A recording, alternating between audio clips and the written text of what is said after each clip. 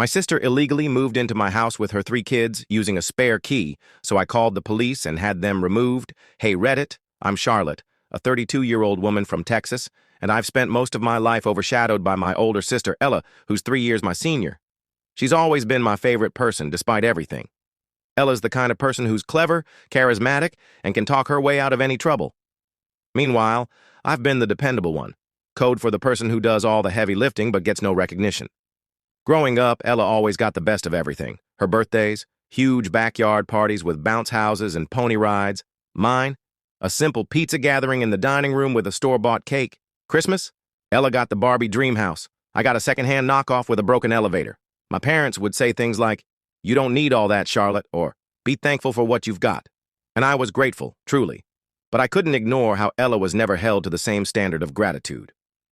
The real difference hit me when I started college.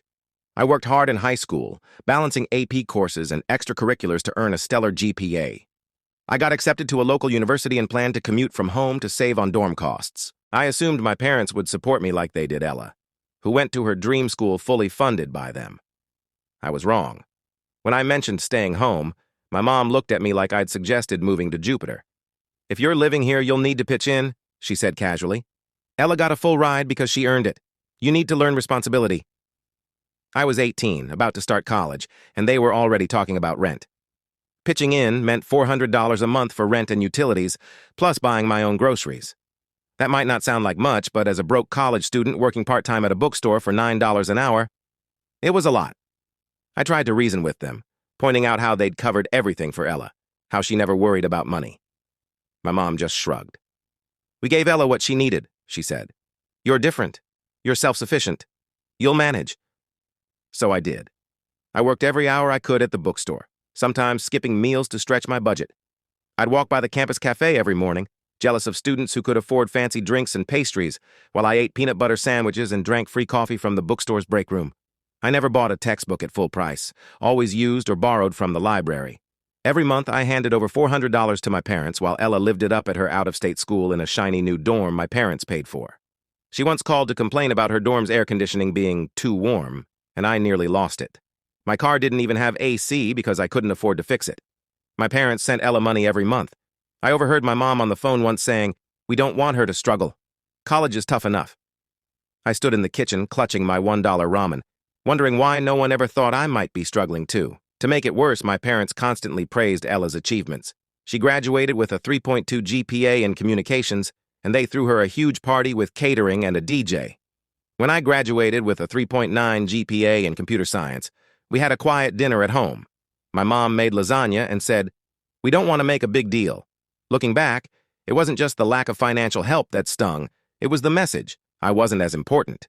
Ella was the star, the one with potential, while I was just there. Even when I succeeded, it was brushed off. "Charlotte's capable. She doesn't need help," they'd say. Being competent felt like a punishment. After college, I moved out as soon as I could. I rented a small apartment near my first job and started living life on my terms. It wasn't easy, but it felt liberating to escape their expectations. I worked hard, saved carefully, and built my life. Meanwhile, Ella married Josh, a guy my parents loved despite his constant job hopping. They have 3 kids now, Emily, 5, Mason, 4, and Daniel, 2. My parents are always bailing them out. Last year, when their car broke down, my parents gave them money for a new one. When Ella complained about the stress of raising 3 kids, my parents offered to babysit on weekends. I wish it didn't bother me, but it does. No matter what I achieve, I'm always second to Ella. That's why I stopped sharing much with my family. They wouldn't care anyway. So, I kept quiet about my recent decision to buy a house. I'd been renting a cramped apartment for years, paying too much for what was basically a shoebox, and I'd saved up forever. I finally thought, I deserve this. I didn't tell my family. Not because it was a secret, but because they can't just be happy for me. Everything turns into a family project with them. If I mentioned anything, I knew they'd make it about Ella and her kids, insisting my house should accommodate them. So I kept my plans private, thinking that was the safest move. I was wrong. Somehow, a coworker, let's call her Lisa, spilled the beans. Lisa's one of those people who's always in everyone's business, and I think she casually mentioned to someone that I was house hunting, that someone was Ella's neighbor, and the news spread like gossip in a small Texas town. A few days later, my mom called. "Charlotte," she said, her voice overly cheerful. Why didn't you tell us you're looking for a house? I should have known better, but I played dumb. Oh, I'm just poking around, and nothing serious, I said. Well, Ella and I have been talking, and we have some great ideas for you, she replied. You'll need something big, at least 4 bedrooms. For the kids, obviously. What kids? I don't have kids. She kept going like it was perfectly normal. You'll need room for Ella's family when they visit and for us, too. Oh, and it'd be great if it was near Ella's place. I wasn't shocked, but it still stung. She'd already turned my house hunt into a solution for their problems. I mumbled something vague and hung up thinking it was a one-off. It wasn't. After that, my mom and Ella started bombarding me with house listings. It was like they'd taken up real estate as a hobby. Every day, I'd get a dozen links to massive homes. 4 or 5 bedrooms, pools, huge garages, the works. They thought I was shopping for a mansion. My mom texted once, "Did you see the one on Oak Street? It's perfect." Another time, Ella sent a link to a 6-bedroom house with a note. This would be great for us. We could finally have room to breathe. United States. I stared at that text, wondering how my house hunt had become a group effort. The worst part? They weren't even pretending it was about me. Every house they sent was tailored to Ella's family. This one has a basement Josh could use as a workshop. The kids would love this pool. Look, Charlotte, there's a guest suite for Mom and Dad. It was exhausting. I tried gently redirecting them, saying I wanted something small for myself, but that just made it worse. So I stopped responding. I muted their group chat and ignored their messages, hoping they'd get the hint. They didn't. While they kept sending their suggestions, I continued my search alone.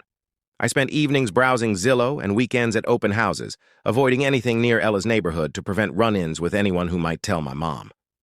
After weeks, I found it, a cozy 2-bedroom cottage just outside the city. It had a charming porch, a bright kitchen, and a yard perfect for gardening.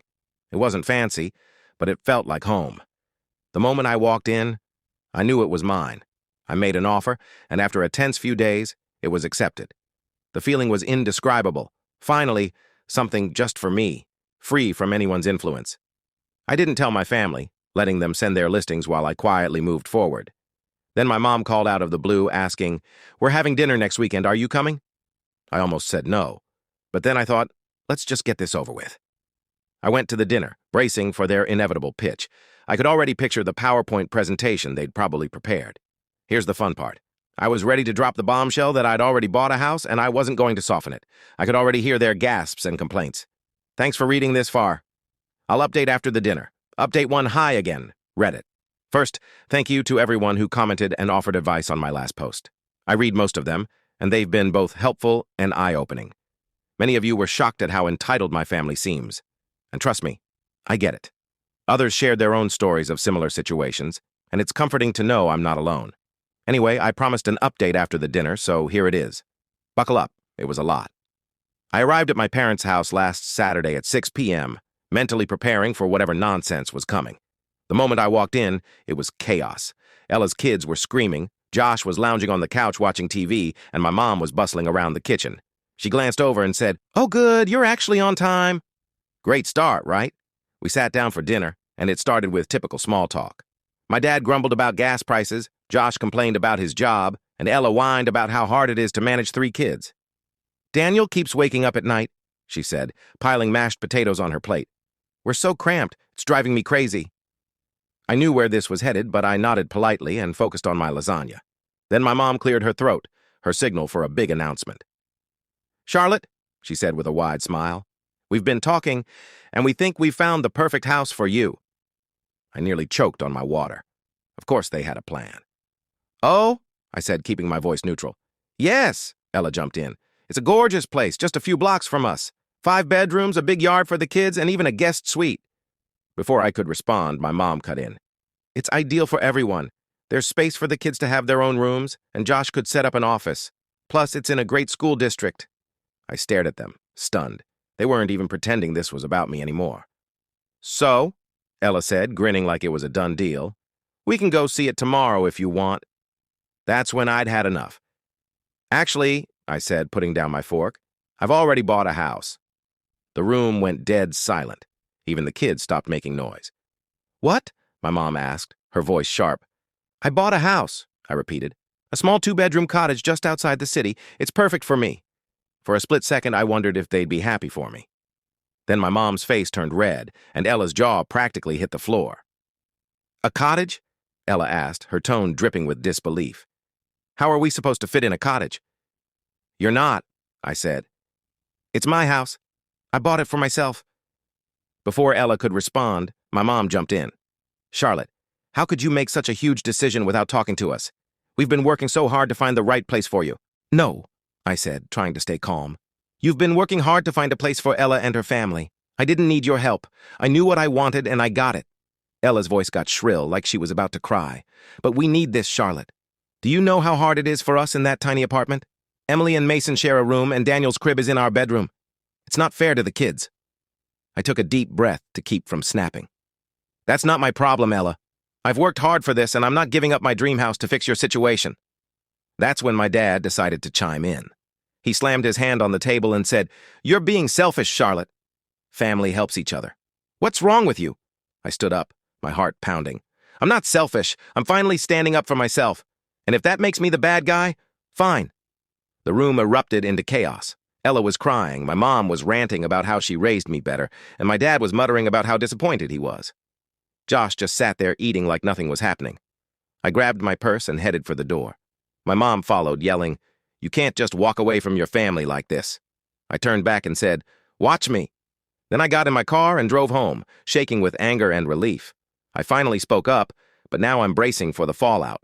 That's where things stand. I'll keep you posted on what happens next. Thanks for all the support. It's helping more than you know. Update too high again, Reddit. Thank you for all the support and comments on my last update. I wasn't expecting such an outpouring, and it's really helped me stay grounded. A lot of you predicted this, and you were right. I should have seen it coming. Things escalated just as I feared. Here's the update. That night, Ella sent me a text with a photo of her kids sprawled on their couch, surrounded by toys, with the caption, "Look how cramped we are. Is this fair to Emily and Mason?" I didn't reply. What could I say? That it was my fault her place was crowded? That buying a house for myself somehow caused her kids to share a room? I silenced my phone and went to bed, hoping she'd drop it. She didn't. The next morning, I woke up to 5 missed calls from my mom and a string of texts from Ella. One said, "You only think about yourself. I thought family meant something to you." Another, "Mom was so upset she couldn't sleep." And the kicker, "You've changed, Charlotte. You're not the sister I knew." Right, because the sister she knew was too busy being overlooked to stand up for herself. I decided to ignore them and focus on work, but the texts kept coming. My mom joined in with her own messages.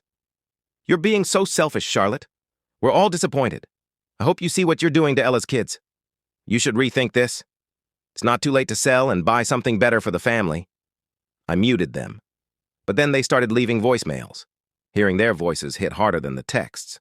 My mom sounded genuinely angry, Ella was on the verge of tears, and my dad left a 5-minute rant about how I was tearing the family apart.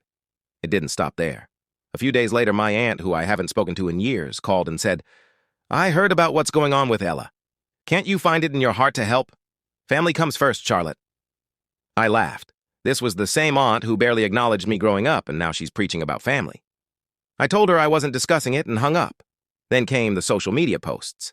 Ella shared a picture of her kids crammed on their bunk bed with the caption, "All they want is space to grow. But I guess some people don't think family's worth helping." The comments from her friends who had no context were full of sympathy. "You're such a great mom. Whoever's letting you down doesn't deserve you. How could someone leave you guys like this?" I wanted to scream. She was painting me as the villain, and I couldn't defend myself without looking petty. Then my mom posted on her own Facebook a photo of my house. I don't know how she got it, with the caption, "It's sad when someone forgets their roots. Family sacrifices so much, and this is how they're repaid." I blocked both of them immediately, but not before a coworker messaged me asking what was going on. Lisa, yes, that Lisa, saw the post and was talking about it at work. Now half my coworkers think I abandoned my family to live in a mansion. For the record, my house is a cottage, not some lavish estate. The stress was getting to me. Every time my phone buzzed, I braced myself. I stopped checking social media and ignored my email. Even at work, I couldn't focus, expecting the next call or text.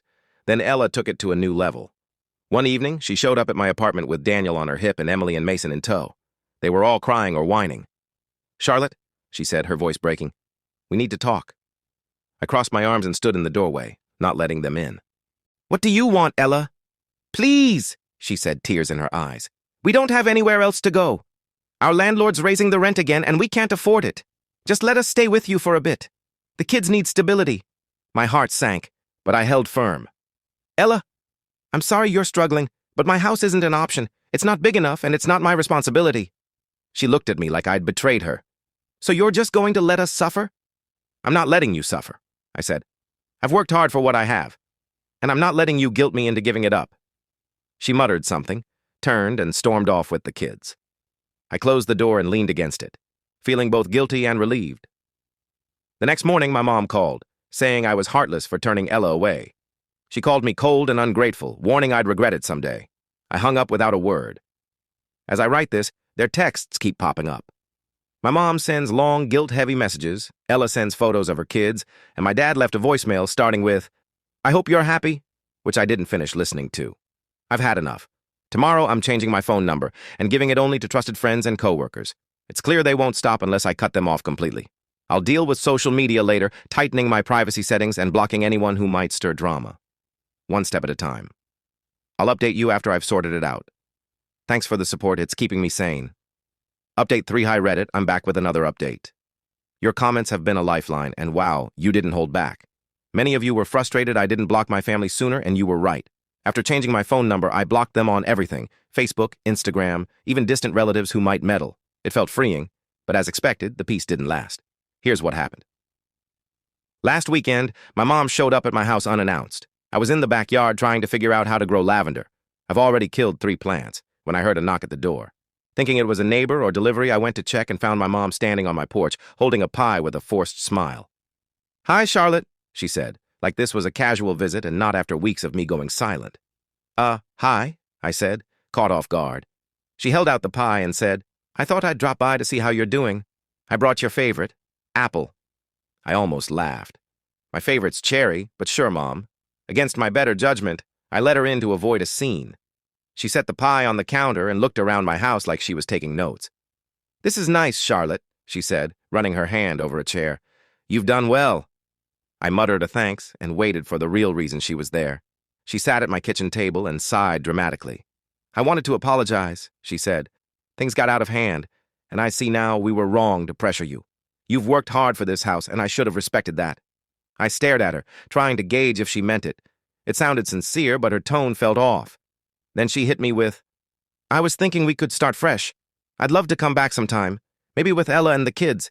It'd be nice for everyone to see your place." There it was. I tried to stay calm. "I don't think that's a good idea right now," I said carefully. "Things are still tense, and I'm not ready."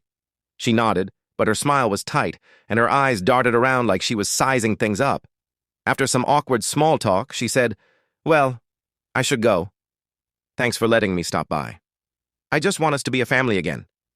I nodded, said nothing, and showed her out. After she left, I stared at the pie, feeling uneasy. Something about the visit felt wrong. For days, I couldn't stop thinking about it. Was she genuine, or was this another manipulation? The timing felt too convenient. Weeks of harassment, then a sudden apology with pie? She didn't mention the texts, voicemails, or me blocking her, like none of it happened. And suggesting Ella and the kids' visit didn't feel casual. It felt like a test. I haven't reached out since, and she hasn't either. But I can't shake the feeling that this isn't over. Knowing my family, something else is brewing. What do you think, Reddit? Was my mom sincere, or is there more to this? Part of me wants to believe she's trying to make amends, but another part thinks I'd be foolish to trust her. Update 4. Hi, Reddit. I'm back. And wow, do I have an update? I hope this is the last one. Things went from annoying to absolutely insane. I'm done giving my family any benefit of the doubt. Remember my mom's visit with the pie and apology? I told you it felt off, and my instincts were spot on. Her poking around my house wasn't just nosiness, it was part of a bigger scheme. A few days after her visit, I went back to my routine. Work was intense, so I was holed up in my home office, focused on deadlines, not thinking much about my family. Things had been quiet since my mom's visit, and I hoped they were finally backing off. Then came Saturday. I'd been out running errands, groceries, Target, post office, and got home around noon, ready for a chill weekend. As I pulled into my driveway, I saw Ella's SUV parked out front. My stomach dropped. I walked to the door, keys in hand, and heard voices inside. At first, I thought I'd left the TV on or a window open, but when I stepped into the entryway, it hit me like a ton of bricks. Ella, Josh, and their kids were in my house. It was chaos. Emily and Mason were sprawled on my couch, surrounded by snacks and toys that weren't mine. Daniel was toddling around, gnawing on one of my throw pillows like it was a chew toy. Josh was in my kitchen, raiding my fridge, and Ella was in the sunroom, rearranging my furniture like she was staging a home makeover show. "What the hell is going on?" I asked, my voice shaking with shock and anger. Ella looked up, unfazed. "Oh, hi, Charlotte. We figured it'd be easier to move in while you were out." I stared, trying to process her words. "Move in? Are you serious?" She rolled her eyes like I was the unreasonable one. "Mom gave us the key. She said it'd be fine." I felt like I was going to explode. "Mom gave you what key?" "The spare key," she said, pointing to the counter where I'd left it during my mom's visit. "We need the space, and your house is perfect for us. It could have been bigger if you'd listened, but it'll work. Josh can finally have an office." "Get out," I said, my voice low but firm. "Charlotte, don't be like that," Josh said, leaning against my fridge with a sandwich. "You're single. You don't need all this space. This house makes more sense for us." I couldn't believe it. They were treating my home like another handout from my parents. "Get out of my house," I said louder. Ella scoffed. "We're family, Charlotte. Stop being so dramatic. We've already started settling in, and the kids love it here. You're not even using all this space." I was so furious I couldn't think straight. Instead of arguing, I pulled out my phone and called 911. "Seriously?" Ella asked, her voice full of disbelief. "You're calling the cops on your own family?" "Watch me," I said, holding up the phone. When the dispatcher answered, I calmly explained that my sister and her family had broken into my home and wouldn't leave. Ella and Josh tried to argue with me during the call, but I ignored them. When the police arrived, I was shaking from adrenaline but determined. The officers were professional and direct. They asked Ella and Josh why they were there, and their explanation was as absurd as you'd expect. "We're family," Ella said, like that justified everything. Josh kept saying I had plenty of space, and it was the right thing to do. The officers weren't having it. They told Ella and Josh they were trespassing and needed to leave immediately. Ella burst into tears, claiming she didn't know it was such a big deal, and Josh muttered about me being selfish. I stayed quiet, letting the police handle it. It was oddly satisfying watching them gather their stuff, including snacks they'd taken from my pantry, and shuffle out the door. After they left, an officer asked if I wanted to press charges. I thought about it, but just wanted them gone. I said I didn't want to press charges as long as they stayed away. He nodded and said they'd file a report in case anything else happened. After they left, I locked the door and stood there processing everything. My house felt different, like it had been invaded. The idea of them letting themselves in without asking made my skin crawl. I've already called a locksmith to change the locks and am looking into a security system. I'm done with my family's entitlement. This wasn't a misunderstanding or desperation. It was pure audacity.